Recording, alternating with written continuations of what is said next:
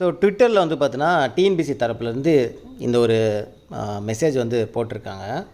12/7/2025 அன்று நடந்த குரூப் 4 தேர்வில் எந்த கேள்விகள் நீங்கள் பாடத்திட்டத்திற்கு வெளியே இருந்து எடுக்கப்பட்டது என்று நினைக்கிறீர்களோ அதை ஸ்க்ரீன்ஷாட் எடுத்து எனது பதிலில் பதிவிடுங்கன்னு போட்டிருக்காங்க. ஓகேங்களா? ஸோ அவங்க கேட்டிருக்கக்கூடிய கேள்வி வந்து பார்த்தீங்கன்னா அவங்க சைடில் தப்பு, நீங்கள் எதுவும் சொல்லிடக்கூடாதுங்கிற அளவுக்கு வந்து பார்த்தீங்கன்னா கேள்வி கேட்டிருப்பாங்க. அதாவது என்ன சொல்கிறாங்கன்னா, பாடத்திட்டம் அதாவது சிலபஸில் இல்லாத ஏதாவது ஒரு கேள்வி நாங்கள் கேட்டிருக்கோமா, நீங்கள் பதிவிடுங்க அப்படின்ட்டு.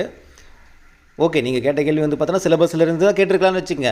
என்னோடய கேள்வி, நீங்கள் எடுத்திருக்கக்கூடிய 200 கேள்விகளும் 10ஆம் வகுப்பு தரத்தில் எடுக்கப்பட்ட கேள்விகளா? எஸ்பெஷலி தமிழ் வந்து பார்த்தோன்னா நீங்கள் 10ஆம் வகுப்பு தரம் போட்டிருக்கீங்க. ஓகே, ஜிகேவோட விடுங்க. தமிழ் வந்து பார்த்தோன்னா 10ஆம் வகுப்பு தரம் போட்டிருக்கீங்க.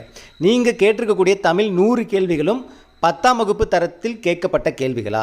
நீங்கள் கொடுத்த சிலபஸ் வந்து பார்த்தீங்கன்னா, நீங்கள் சிலபஸ் கொடுத்தீங்கல்ல, ஃப்ரேம் பண்ணி கொடுத்தீங்கல்ல, அதுக்காக ஒரு எக்ஸாம்பிள் வச்சிங்கல்ல, அதுக்கு ஒவ்வொன்றுக்கும் வந்து பார்த்தோன்னா இப்படி தான் கொஷின்ஸ் இருக்கும் அப்படின்னு ஒரு மாடல் வந்து கொடுத்தீங்கல்ல, அதுக்கும் இதுக்கும் ஏதாவது சம்மந்தம் இருக்கா? இந்த 2 கேள்விக்கு நீங்கள் முதல்ல பதில் சொல்லுங்கள். 10ஆம் வகுப்பு, ஆமாப்பா இது 10ஆம் வகுப்பு தரத்தில் 10ஆம் வகுப்பு படிக்க பையன் வந்து பார்த்தோன்னா இந்த அளவுக்கு தான் நாலேஜ் இருப்பான் அப்படின்னு நீங்கள் உறுதியாக சொல்ல முடியுமா? ஒரு எக்ஸ்பர்ட் கமிட்டியோ ஒரு குழுவோ அமைச்சு ஒரு 10ஆம் வகுப்புக்கு படிக்கிற பையன் இந்த கேள்விகளை அட்டன் பண்ண முடியுமா அப்படின்ட்டு நீங்கள் உறுதியாக சொல்ல முடியுமா?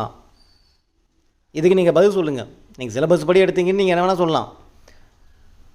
திரிகடுகம் கொடுத்துட்டு திரிகடுகத்தில் இருக்கிற எல்லா நூலையும் எல்லா பாடல் வரைக்கும் நாங்கள் படிக்கணுமா?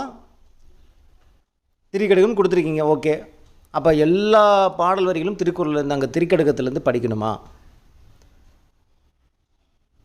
அப்போ ஒவ்வொரு கொடுத்துருக்கக்கூடிய நீங்கள் இலக்கியத்தில் சொல்லக்கூடிய நூல்களாக இருக்கட்டும், தகவலாக இருக்கட்டும், அது எல்லாமே நாங்கள் வந்து கடல் கடந்து நாங்கள் படிக்கணுமா? நீங்கள் சிலபஸ்லேருந்து கேட்டால் நீங்கள் எங்கேருந்து வேணால் சிலபஸ்லேருந்து எங்கேருந்து வேணால் கடல் கடந்து நீங்கள் கேட்பீங்க. ஓலைச்சுவடியிலேருந்து கேட்டால் கூட நாங்கள் சிலபஸ் தான் வந்திருக்குன்னு நாங்கள் எடுத்துக்கணுமா? அது ஒரு 10ஆம் வகுப்பு பையன் ஓலைச்சுவடியில் தேடி தேடி கண்டுபிடிச்சி படிக்கணுமா? அப்படி தான் நீங்கள் எதிர்பார்க்குறீங்களா? இதுக்கு நீங்கள் பதில் சொல்லுங்கள்.